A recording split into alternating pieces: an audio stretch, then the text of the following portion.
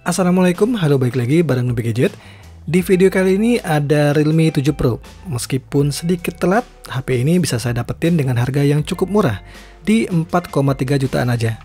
Ya, resminya HP ini dijual dengan harga 5 juta rupiah. Tapi memang biasanya sih HP Oppo, Vivo, dan Realme, harga di toko online bisa jauh lebih murah dibanding beli di official store-nya.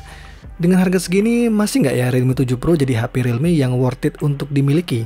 Oke, yuk langsung aja kita bahas. Yang paling menonjol saat pertama kali hands-on HP ini buat saya adalah displaynya. Full HD Plus berpanel Super AMOLED. Jadi warnanya vibran, hitamnya pekat, sudut pandangnya lebih luas dari kebanyakan HP Android berpanel IPS yang pernah saya pegang. Hampir nggak ada penurunan kualitas gambar dan brightness meskipun dilihat dari sudut manapun. Ukuran layarnya juga menurut saya udah pas, di 6,4 inch. Cuma di harga 4 jutaan, saya masih berharap untuk bezelnya ini, terutama di bagian bawah, supaya bisa dikecilin lagi. Dan untuk proteksi layarnya, ya harus puas dengan Gorilla Glass 3 aja. Desain kamera belakang udah ikutan standar desain HP-HP Realme yang terbaru. Warna silvernya ini sedikit ke arah kebiruan, juga ada kesan kalau back covernya ini berbahan frosted glass. Tapi ya ini plastik. Nggak aneh sih kalau Realme pakai cover belakang berbahan plastik. Yang aneh adalah pendahulunya justru pakai bodi kaca. Salah satu yang harus dikorbankan di HP ini demi mendapatkan fitur-fitur yang sebelumnya belum ada di Realme 6 Pro.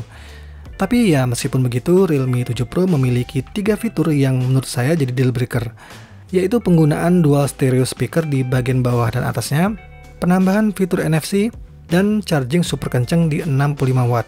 Meskipun saya belum benar-benar ngitung lewat data soal kecepatan chargingnya, tapi udah kerasa banget kok kencangnya. Kurang dari 1 jam, tahu-tahu baterainya yang berkapasitas 4500 mAh ini udah terisi penuh. Pemilihan SoC Snapdragon 720G menurut saya masih oke, karena SoC ini udah terbukti tangguh, irit, berkat fabrikasi 8 nanometernya, performa juga nggak terpaut jauh dengan Helio G90T maupun seri generasi di atasnya. So, untuk gaming no problem lah. Tanpa hadirnya refresh rate tinggi, main game tetap kerasa beda dengan layar AMOLED-nya. Experience udah pasti nggak sama dengan layar IPS biasa. Jelas soal warna, kontras, dan kualitas layar lebih unggul di panel AMOLED kepunyaan Realme 7 Pro. Oh ya, nggak cuma itu, panel AMOLED memungkinkan penggunaan fingerprint di bawah layar loh. Terus jadi bisa pakai fitur AOD alias Always On Display. Setidaknya bisa menutupin kekurangan dari HP-HP Realme yang selalu nggak ada LED notifikasi. Urusan software udah pasti pakai Realme UI sebagai interface-nya, saat ini juga masih berbasis Android 10. Kapasitas internalnya juga lega banget. Out of the box tersisa 112 GB dari kapasitas internal storage 128 GB-nya. Seperti biasa masih tersedia dedicated slot untuk microSD, dan RAM 8 GB-nya juga udah lebih dari cukup untuk kebutuhan multitasking serta gaming sehari-hari. Terakhir kameranya, untuk selfie ada kamera depan dengan resolusi 32 MP. Kemudian di bagian belakang punya setup quad kamera, termasuk LED flash.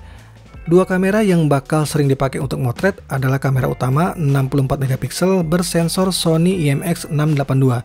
Bukan aperture-nya juga cukup besar di f1.8.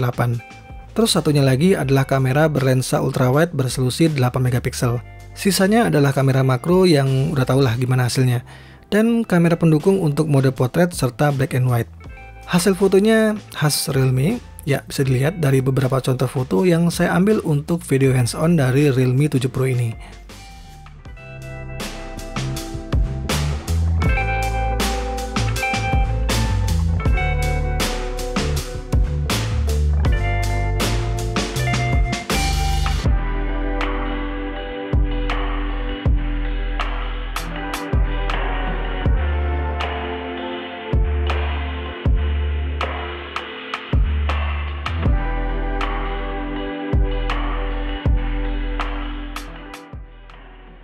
So, apakah 4,3 juta masih kemahalan? Iya, tergantung Anda juga sih.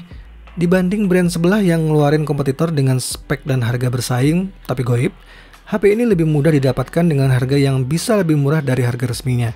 Meskipun mungkin belum pakai display dengan refresh rate tinggi dan nggak ada upgrade dari sisi SoC, setidaknya HP ini punya layar Super AMOLED yang mana jadi preferensi utama sebagian orang, termasuk saya. Ngecasnya juga super kencang di 65 watt. Lantas apakah ini membuat Realme 7 Pro lebih baik dari pendahulunya? Berhubung seri Pro yang pernah saya pegang terakhir adalah Realme 5 Pro, Dan sebenarnya sih sejak itu seri Pro dari Realme ini udah naik kelas. Terus saya skip seri Realme 6 Pro. Jadi ya memang kerasa sih bedanya dari segi fitur dan performance-nya. Yap, tapi akan kita bahas lagi lebih detail di video review berikutnya. Apakah HP ini punya beberapa kekurangan di balik kelebihan-kelebihan yang ditawarkan oleh Realme.